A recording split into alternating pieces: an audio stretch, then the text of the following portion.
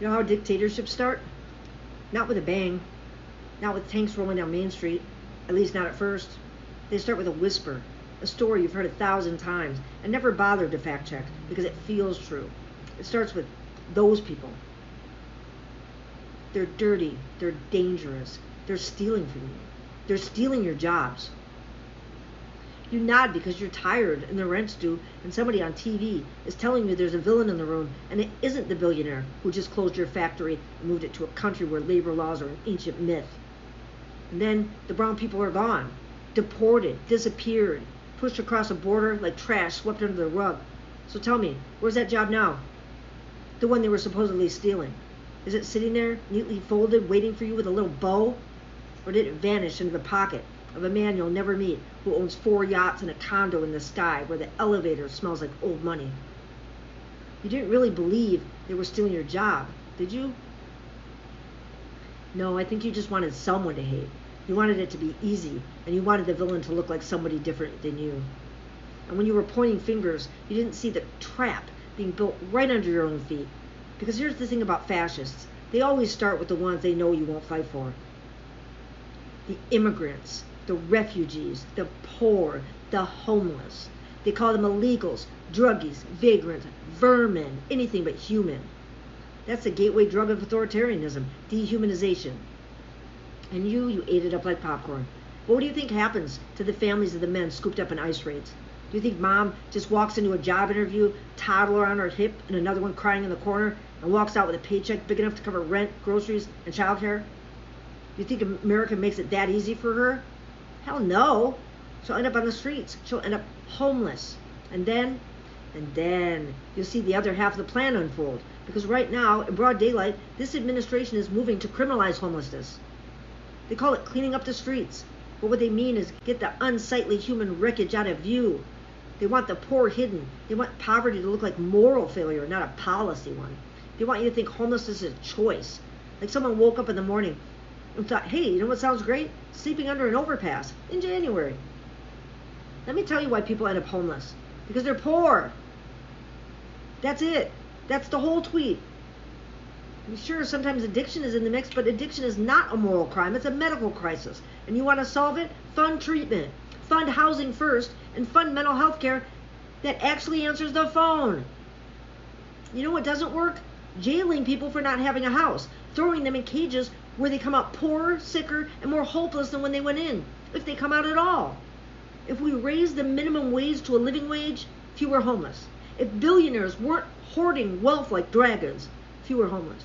If our policies didn't treat poverty as a personal failing, fewer homeless. But decades of this, decades of wage suppression, union busting, gutting social safety nets, privatizing every inch of public life, this is what has bought us. First it was the immigrants, then it's the homeless. Who's next? Drag queens? The LGBTQ community? Journalists? Teachers? Think your MAGA hat makes you immune? Unless you're making over $500,000 a year, you're just another body in the waiting room. And when you're broke, when your mortgage is gone, when your kids are sleeping in the backseat of your truck, you'll see how fast you get swept up in the same machine you fed. And I know exactly what you'll say then. How did this happen? It happened because you believed them when they told you the enemy was your neighbor instead of the man holding the leash. It happened because you thought you could feed the beast without becoming the next meal. And now the beast is hungry. And once you're in, once they've swept you up, once your name is replaced with a number, then they'll tell you you're lucky. Lucky to be fed twice a day. Lucky to have a cot. Lucky to be kept safe behind barbed wire and guard towers. And they'll put you to work because you can't just sit there. No, you've got to contribute. You'll stitch uniforms. You'll clean weapons. You'll package food that you'll never eat and assemble products you'll never be able to afford. They'll pay you in credits, not money. Credits that you can only spend inside the camp store where prices are high and the shelves are always half empty. Every single one of you that can work, you'll be working. If your back is bad, they'll put you in a chair and you'll have to sort parts into a bin. If you're sick, they'll give you pills that keep you upright long enough to hit your quota. And if you can't work, if you're too old, too injured, too broken, they'll put you in a care ward because they don't want the workers to see what's waiting for them. You'll be told you're rehabilitating, that you're earning your keep, that you're paying your debt to society. But society's debt to you, that was canceled the moment you walked through the gate. And the billionaires, well, they'll sit in their towers watching the stock price climb, watch while you bend your spine to build the very machine that grinds you into dust.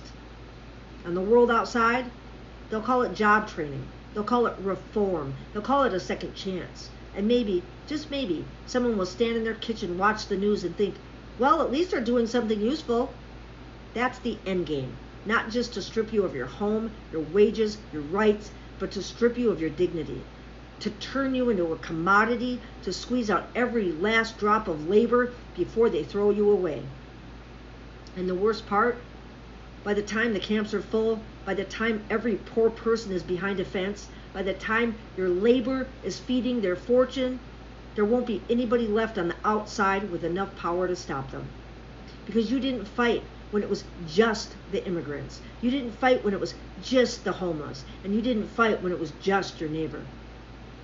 And by the time you realized it was all of us, the machine was already built and you were already inside.